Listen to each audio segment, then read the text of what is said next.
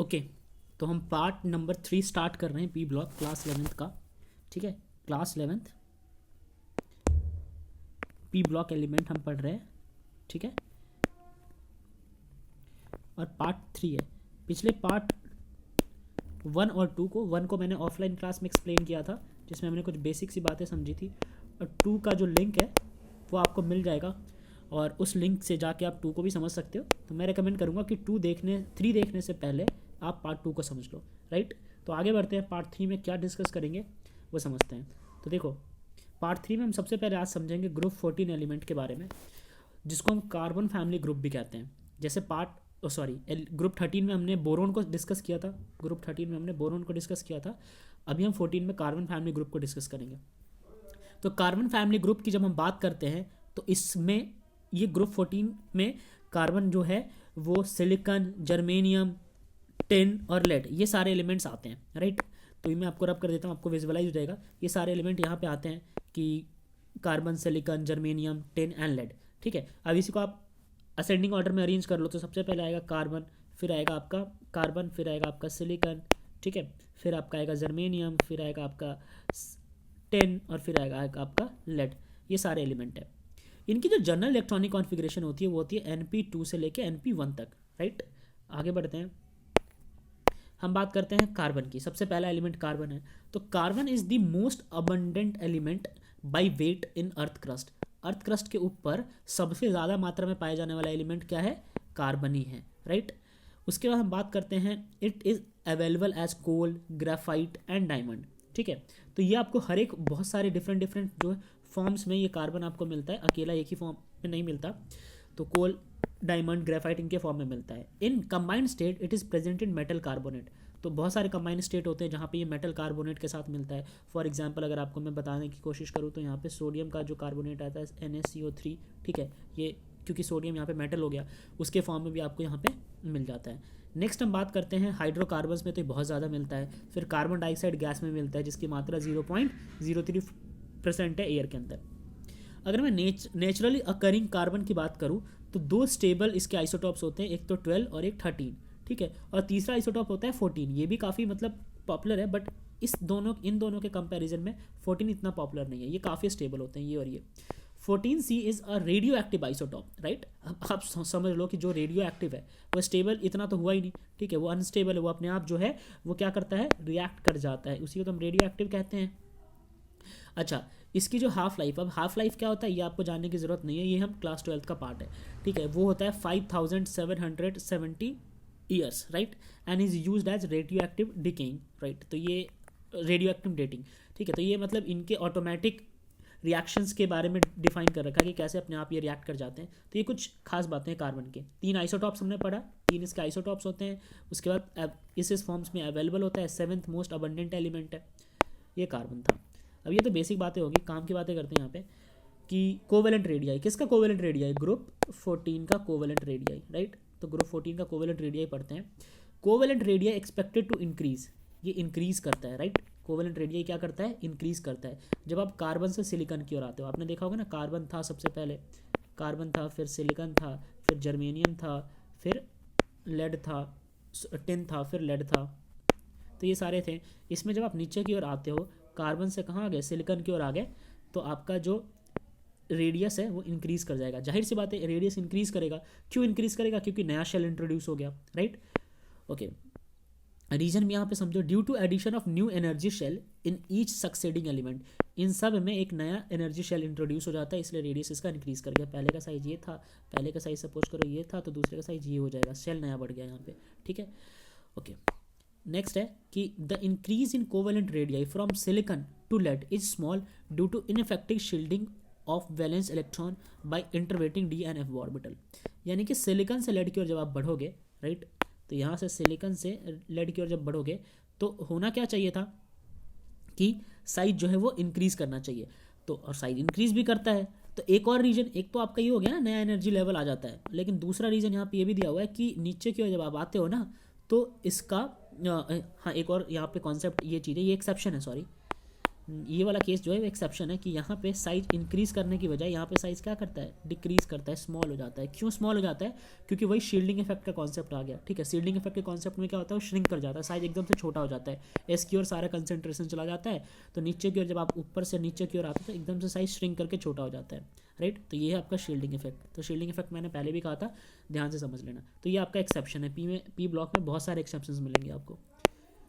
आगे की ओर बात करते हैं आयनाइजेशन एंथैल्पी की। तो देखो आयनाइजेशन एंथैल्पी क्या होता है। The first ionization enthalpy of group 14 element are higher, पहली आयनाइजेशन एंथैल्पी जो होती है इसकी ज़्यादा होती है than those of the corresponding group 13 element. जाहिर सी बात है ना यार, ग्रुप 13 एलिमेंट में अगर आप नोटिस करोगे तो आपको वहाँ पे बोरोन मिलेगा, ठीक है, जो कि एक मेटल होता है। मेटल का इलेक्ट्रॉन आप इजीली निकाल सकते हो। कार्बन एक नॉन मेटल है, कार्बन क्या है, नॉन मेटल है, इसके इलेक्ट्रॉन को आप नहीं निकाल पाओगे। तो जब इलेक्ट्रॉन निकालना मुश्किल है तो आयनाइजेशन एंथैल्पी भी क्या हो जाएगी, हाई हो जाएगी। तो यहाँ पे हाइयर आयनाइजेशन एंथैल्पी होता है किसका, कार्बन का। कार्बन क्या है, ग्रुप 14 का एलिमेंट, राइट। किसके कंपैरिजन में, ग्रुप 13 के कंपैरिजन में। Because effective nuclear charge increases, non metal में जो इफेक्टिव न्यूक्लियर चार्ज होता है वो क्या करता है, इंक्रीज करता है, किसमें, नॉन मेटल में। ये चीज़ याद रखना, ठीक है। जितने भी एटम्स है इसलिए उनका साइज छोटा हो जाता है। साइज छोटा हो गया तो अगेन आयनाइजेशन एंथैल्पी बढ़ जाएगी, मुश्किल हो जाएगा निकालना आपको। First ionization enthalpy decreases on moving down the group from carbon to 10। अब आप सोच के देखो ना, एक बार मान लो कि ये कार्बन एटम है, लेट सपोज ये कार्बन एटम है आपके पास, ठीक है, इसके आउटर मोस्ट में मान लो 4 इलेक्ट्रॉन है। तो अगर आप एक इलेक्ट्रॉन जैसे तैसे करके भी निकलवा लेते हो, मुश्किल तो है बट निकलवा लेते हो, तो उसके इसको निकालना उससे आसान हो जाएगा, उसके कंपेरिजन में इसको आसान हो जाएगा, ठीक है। तो वही बोला गया कि फर्स्ट आयनाइजेशन एंथैल्पी के बाद सेकेंड जो है वो डिक्रीज करता है। क्या करता है, डिक्रीज करता है, right. The decrease is very sharp from carbon to silicon, while there is slight increase in first ionization enthalpy as compared to that of tin। तो कार्बन से सिलिकॉन की ओर जब हम आते हैं, अगर हम बात करें यहाँ पे, तो यहाँ पे देखो कार्बन के बाद अगेन आपका सिलिकॉन आ जाता है, तो यहाँ डिक्रीज बहुत शार्प होता है। लेकिन सिलिकॉन के बाद जैसे आपका जर्मेनियम हो गया, जर्मेनियम के बाद आपका यहाँ पे वो हो गया, फिर आपके बाद टिन हो गया, फिर आपका लेड हो गया। तो यहाँ पे ना अगेन यहाँ पे क्या हो रहा है, यहाँ पे बहुत ज़्यादा आयनाइजेशन थेरेपी डिक्रीज कर रहा है, ठीक है। लेकिन इसके केस में इंक्रीज कर जाएगा क्योंकि वापस साइज जो है इस वाले का छोटा है, तो साइज छोटा है तो और भी ज़्यादा देना पड़ेगा आयनाइजेशन थेरेपी। इसका साइज छोटा क्यों है, क्योंकि इसका शील्डिंग इफेक्ट का कॉन्सेप्ट आ जाता है यहाँ पे। तो ये भी समझ आ गया आपको। आगे बढ़ते हैं, इलेक्ट्रोनेगेटिविटी की बात करते हैं। जब ग्रुप 14 एलिमेंट को आप डिस्कस करोगे तो यहाँ पे आपको समझ आएगा कि group 14 element are smaller in size as compare to group 13। वही बात है ना, इफेक्टिव न्यूक्लियर चार्ज बढ़ गया तो साइज जो है वो छोटा हो गया, ठीक है। अब ग्रुप 13 वाले इधर पाए जाते हैं, ठीक है। ग्रुप 13 वाले आपको इधर मिलेंगे, इनका साइज जो है वो थोड़ा सा बड़ा होगा, इसका साइज थोड़ा सा छोटा होगा, ठीक है, ग्रुप 14 वाले को। क्यों, क्योंकि यहाँ पे न्यूक्लियर चार्ज बढ़ गया, यहाँ पे बढ़ गया न्यूक्लियर चार्ज, तो इसका साइज जो है वो आपको छोटा मिलेगा ग्रुप 13 के कंपैरिजन में। तो ये ज़्यादा इलेक्ट्रोनेगेटिव होता है, ठीक है। ये मतलब इलेक्ट्रोनेगेटिव का यहाँ पे क्या मतलब है, इलेक्ट्रोनेगेटिव का मतलब है कि कौन ज़्यादा नेगेटिव है। तो ये तो नेगेटिव है ही नहीं, पहली बात। ये कैसा है, पॉजिटिव है, और ये कैसा है, नेगेटिव है, ठीक है। अच्छा, ये भी नेगेटिव होता है, ये भी नेगेटिव होता है, तो कंपैरिजन चलता है कि किस पे ज़्यादा नेगेटिव चार्ज है। बहरहाल ये तो वैसे ही नेगेटिव है, तो इसलिए इसकी इलेक्ट्रोनेगेटिविटी इसके कंपैरिजन में इंक्रीज कर जाती है, ओके। सिलिकॉन से लेड की ओर जब आओगे तो आपको ऑलमोस्ट सेम ही दिखेगा इलेक्ट्रोनेगेटिविटी, क्योंकि इनमें साइज में ज़्यादा डिक्रीमेंट होता नहीं है। लेकिन कार्बन से जैसे आप सिलिकॉन की ओर जाओगे तो ड्रास्टिक चेंज दिखता है आपको। Small size and ionisation enthalpy from silicon to lead is due to the effective increase in nuclear charge overweighting the shielding effect due to the presence of, again वही exception वाला case है ये, ठीक है। यहाँ पे शील्डिंग इफेक्ट का concept आ गया, तो इसको रीड कर लो। अब हम बात करते हैं फिजिकल प्रॉपर्टी की। All the element of group 14 element are solid. जितने भी ग्रुप 14 के एलिमेंट होते हैं वो सारे सॉलिड होते हैं। They are less metallic than group 13। जाहिर सी बात है सारे कम मेटालिक होते हैं। मेल्टिंग और बॉइलिंग पॉइंट जो ग्रुप 14 का होता है वो काफ़ी ज़्यादा होता है, ठीक है, क्योंकि जितना ज़्यादा सख्त होगा ना उतना ही ज़्यादा मेल्टिंग और बॉइलिंग पॉइंट बढ़ जाएगा। तो इनके एलिमेंट जो होते हैं थोड़े हार्ड होते हैं। अब हम बात करते हैं केमिकल प्रॉपर्टीज़ की। तो carbon and silicon mostly show +4 oxidation state, तो इनका ऑक्सीडेशन स्टेट +4 होता है, राइट, ओके। आपने देखा ही होगा कार्बन और सिलिकॉन जो वो क्या करते हैं, शेयर करते हैं, वो शेयर करते हैं, राइट। यहाँ पर लिख देता हूँ, शेयर करते हैं, इसलिए ये +4 ऑक्सीडेशन स्टेट दिखाते हैं। जर्मेनियम फॉर्म स्टेबल कंपाउंड, +4 में तो स्टेबल बना देता है, and only few compound in +2 state. कुछ ही कंपाउंड होते हैं जो +2 स्टेट में दिखाते हैं, तो आप इसको वेरिएबल भी कह सकते हो, जर्मेनियम कैसा ऑक्सीडेशन स्टेट दिखाता है, वेरिएबल ऑक्सीडेशन स्टेट दिखाता है, क्योंकि दो हो गए ना, एक +4 वाला एक +2 वाला, ठीक है। अब tin forms compound in both oxidation state, tin जो है वो दोनों ही ऑक्सीडेशन स्टेट में, +4 में भी और +2 में भी, दोनों दिखाता है, और दोनों में कंपाउंड बना सकते हैं। Lead forms compounds in +2 state are stable and +4 are strong oxidizing agent.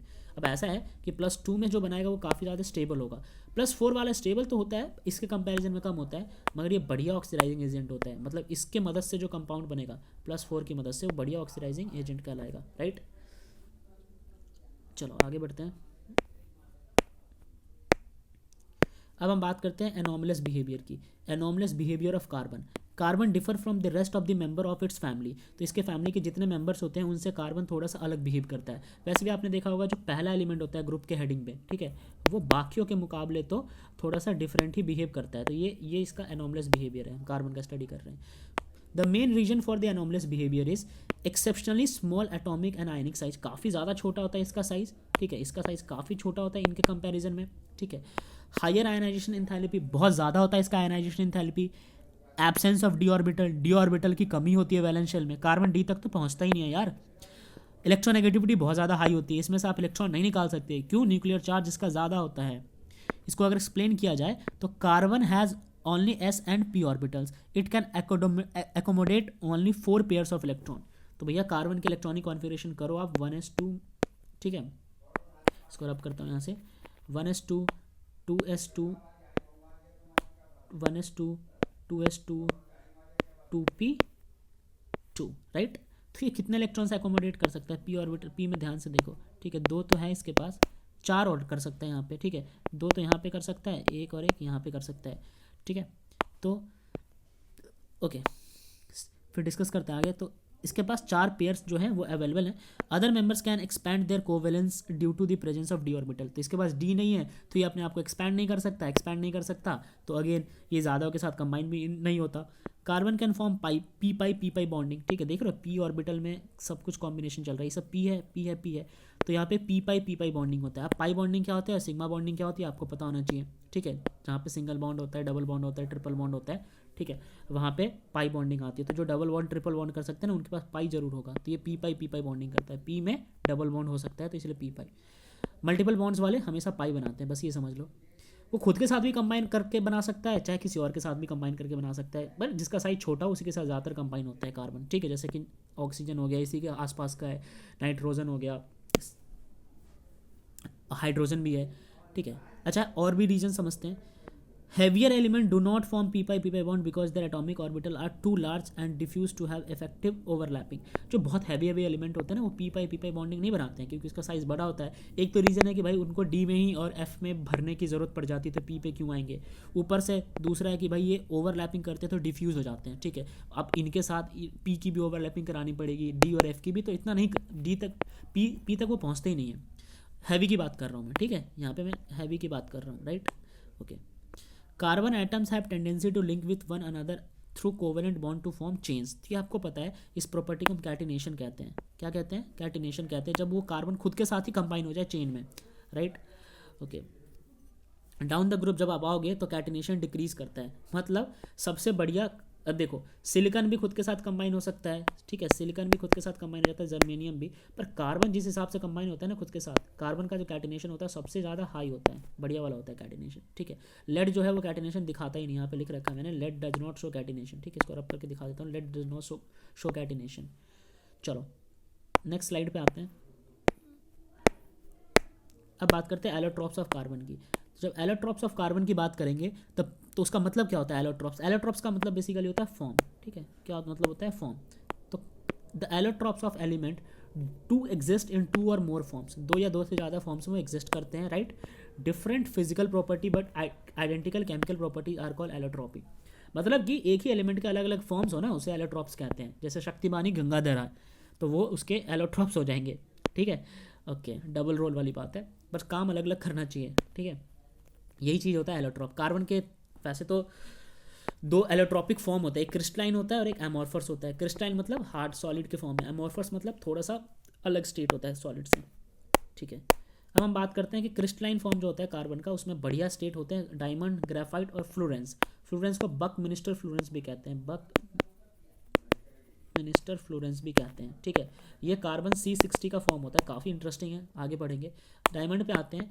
In diamond each carbon atom undergoes sp3 hybridization. आप डायमंड में देखोगे तो सारे कार्बन एटम sp3 हाइब्रिडाइजेशन में जाते हैं, ठीक है। आप देखो ध्यान से, यहाँ पे भी ये पी भी कंबाइन होने के लिए तैयार है, ये पी भी कंबाइन होने के लिए तैयार है, ये तो पूरा का पूरा ही कंबाइन होता है कार्बन के केस में, ठीक है। तो इसे हम कहते हैं sp3 hybridization, right. Each carbon is tetrahedrally link to 4 other carbon atom, ठीक है। कार्बन जो है इधर इधर इधर सबके साथ लिंक होता है, स्ट्रक्चर देखेंगे तो टेट्राहेड्रल हो गया, जहाँ पे 4 लिंकिंग होगी। और जो बॉन्ड लेंथ है कार्बन की यहाँ पे वो होता है 154 पिकोमीटर। तो ये आज के क्लास के लिए।